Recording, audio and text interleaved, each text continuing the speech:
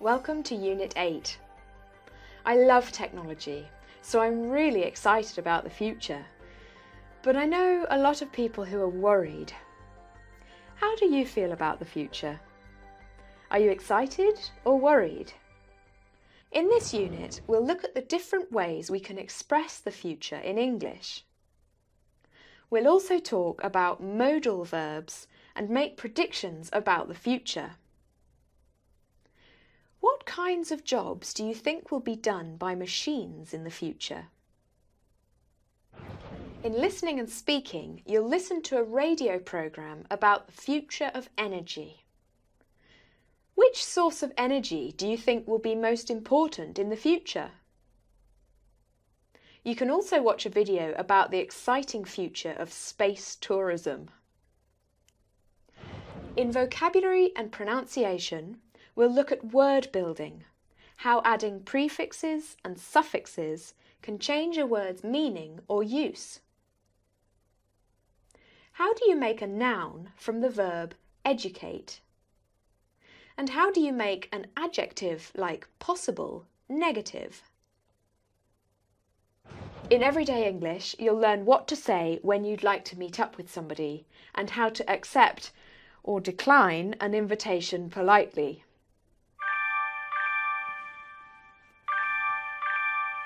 Hello? Oh, hi Josh. What's up? Sorry, I can't do this Saturday. I'd love to go, I really would, but this weekend's out for me. Okay, see you soon. That was my friend Josh. He asked me to go to an art exhibition with him on Saturday. I hate art exhibitions.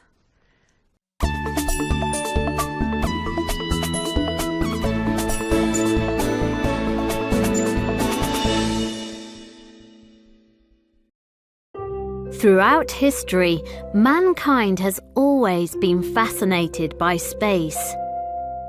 With the development of new technology, humans have travelled further into space than anyone predicted was possible just 100 years ago. In the 1950s and 60s, enormous progress was made in space exploration. It reached its peak when Neil Armstrong became the first human to walk on the moon on July the 20th, 1969. But this progress wasn't made just because of developments in technology, as physicist Anu Ojha explains. Human space exploration started in 1961. That was half a century ago, with Yuri Gagarin being the first human being to orbit the Earth. Now, when we look back in time, the original reason for going into space was this political battle, this struggle between the Soviet Union, Russia, nowadays we think of it, and the United States, communism against capitalism. And that's why humans went to the moon. Through the 1970s and 80s, the United States and Russia continued to dominate space exploration. But in the past 20 years, things have started to change. It's true to say that in the early years of space exploration, it was individual countries competing against each other. We had the United States against the Soviet Union. But in the last 20 years, we're seeing more and more international cooperation. And the greatest example of this cooperation is the International Space Station, which has been in orbit since the late 1990s. The International Space Station is a collaboration between the Russians, the Americans, the Europeans, the Japanese, the Brazilians, and many other countries. And while countries like the United States are reducing their investment in space, other countries are just starting to get involved. When it comes down to space exploration, space science, space technology, a lot of people have this idea that it's just NASA, or it's just the European Space Agency, or it's just the Russians. What we found in the last 10 to 15 years is some of the countries that are emerging financially are also starting to play a bigger and bigger role in space. Today, many countries from China to France can launch rockets. The Indian government has a very active space program. In 2017, the Indian Space Research Organisation set a world record when they launched 104 satellites with a single rocket.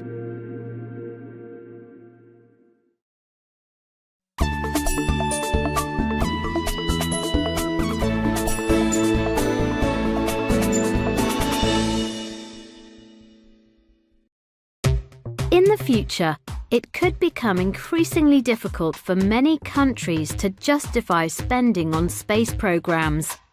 When people ask the question, why do we spend all our money on space science and space technology? What difference does it make to our everyday lives? To understand why space programs are so necessary, we need to ask ourselves what would happen if we didn't have any of this space technology. The best way of trying to understand just how much we get from space science and space satellites is to imagine what would happen right now in the 21st century if we switched off all the satellites orbiting the Earth. What effect would it have on our lives? No GPS systems, no sat-navs in cars, global telecommunications, getting signals, getting news, getting sports coverage, global communications, all of it would completely stop within 1 or 2 days.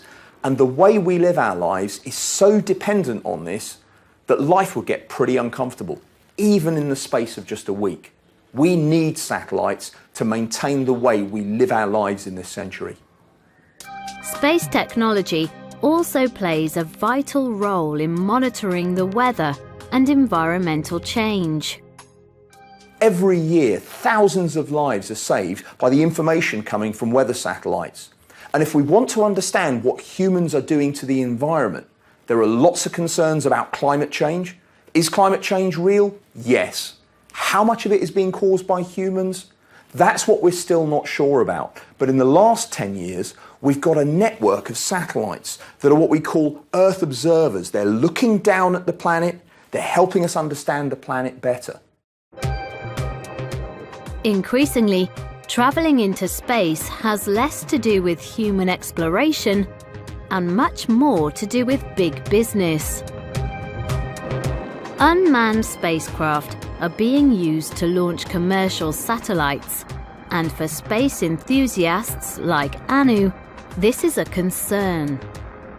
In my opinion, there is a difference between space science and space applications from satellites and human space exploration. Humans have been into space since 1961, but only 500 people have gone in the last half century. And of those 500 people, only 24 went to another world. Those were the Apollo astronauts that went to the moon between 1968 and 1972. And 12 of them walked on the moon. When we think of how long ago that was, there is a lot of concern about why do we do human spaceflight? Why do we explore? Now, in my mind, being an explorer, wanting to know what's over the horizon is part of what it is to be human. When I was a child growing up, it was human space exploration that made me want to be a physicist, then a scientist, and that is what led me to the job I have now. But for the last 40 years, we've just been going around the Earth.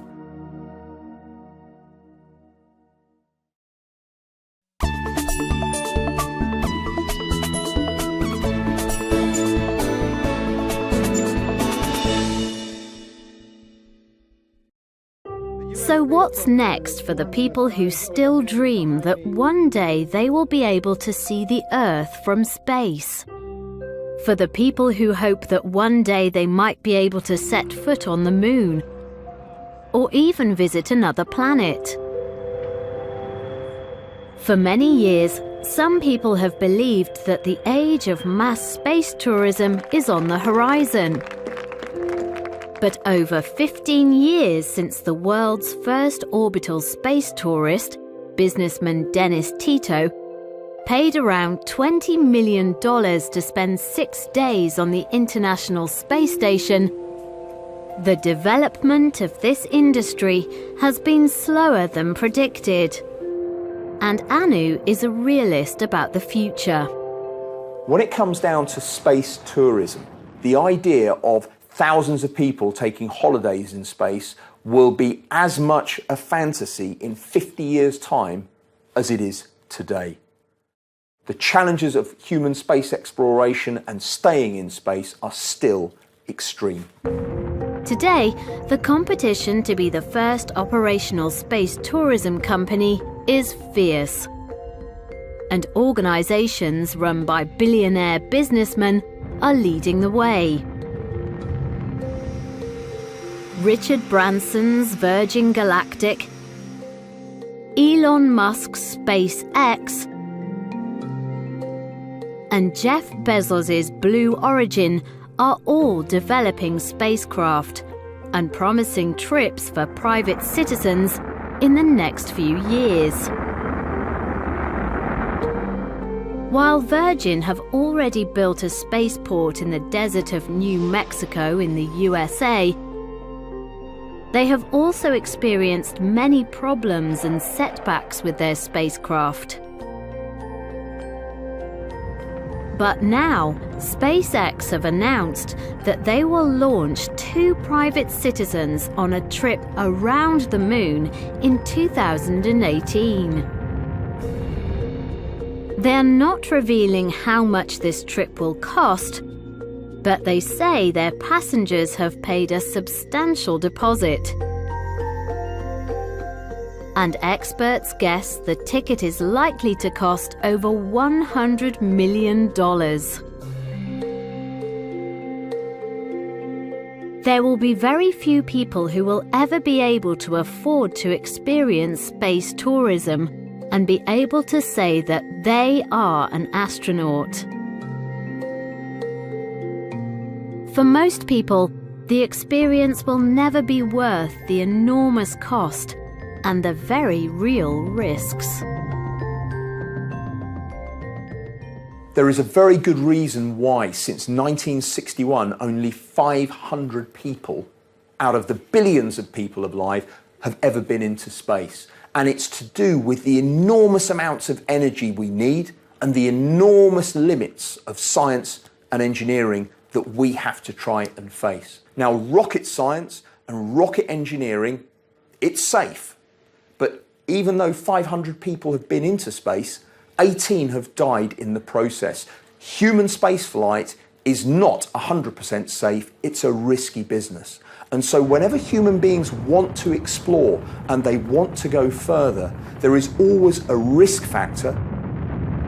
I think for the foreseeable future, human spaceflight is going to be about going around the Earth, is going to be about doing experiments that we can't do on Earth, and it's going to have some fantastic discoveries that are made. But for me, that is not what space exploration is.